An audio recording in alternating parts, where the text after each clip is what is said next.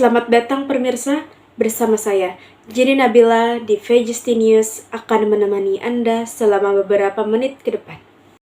Permisa, ribuan buruh kembali menggelar aksi unjuk rasa yang berlangsung di kawasan Patung Kuda Jakarta Pusat pada tanggal 24 Oktober 2024 atau 4 hari setelah pelantikan Presiden dan Wakil Presiden RI ke-8 Prabowo Subianto dan Gibran Rakabuming Raka dilantik. Dalam aksinya, para buruh menyuarakan suatu tuntutan. 3.000 buruh yang tergabung dalam lebih dari 14 konfederasi buruh memadati kawasan Patung Kuda Jakarta Pusat pada pukul 10 pagi. Aksi ini dilakukan untuk menuntut kenaikan upah minimum tahun 2025 sebesar 8 hingga 10% karena kenaikan 3,6% dirasa masih belum mampu mengimbangi kebutuhan para buruh.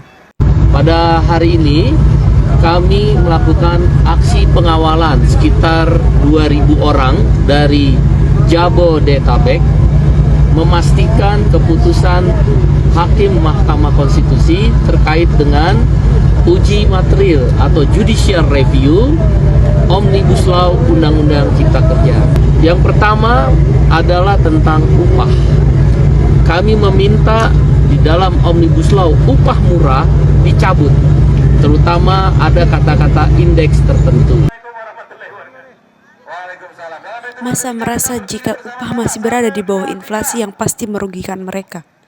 Dan juga karena upah yang rendah, masa merasa bahwa mereka bukan diperlakukan seperti pekerja, melainkan seperti budak. Dan menuntut pemerintah mencabut Undang-Undang Cipta Kerja. Jika tuntutan tidak dipenuhi, masa mengancam akan mogok nasional.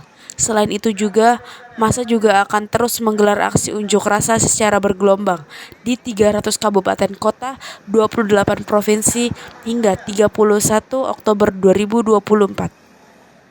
Selain itu, buruh juga mendesak agar sistem kerja kontrak dihapus. Dalam rangka mengawal, yang pertama adalah kita memastikan kepada Menaker dalam menetapkan upah di tahun 2025 tidak menggunakan PP 51. Itu yang pertama. Yang kedua, kita peringatkan pula bahwasanya dalam menetapkan upah 2025 nanti itu menggunakan norma-norma atau yang sudah diputuskan oleh MK. Taat konstitusi. Itu yang kedua. Yang ketiga, kita meminta untuk menetapkan kembali upah sektoral. Dua hal, pertama gini, putusan MK itu secara ajas hukum adalah berlaku erga omnes, artinya mengikat kepada semua pihak, pemerintah, dan semua yang berperkara.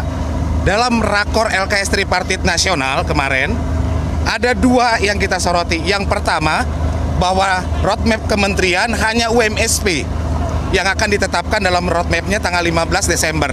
Padahal putusan MK itu menyatakan adalah wajib UMSP dan UMSK. Sehingga ini menjadi persoalan. Yang kedua, kementerian nampaknya akan mengeluarkan dua kategori upah minimum, yaitu upah minimum padat karya dan upah minimum non padat karya. Dan ini menjadi persoalan. Sejak dulu upah minimum itu satu, karena upah minimum itu adalah protection floor, adalah perlindungan dasar safety net, sehingga tidak boleh ada upah minimum yang berbeda, yaitu upah minimum non padat karya dan padat. Aksi ini memakan separuh badan jalan, mengakibatkan arus lalu lintas dari arah Tugu Tani ke arah MH Tamrin tersedat. Sekian berita hari ini, saya Jenny Nabila pamit undur diri dan sampai jumpa. Oke teman-teman, terima kasih sudah menonton videonya.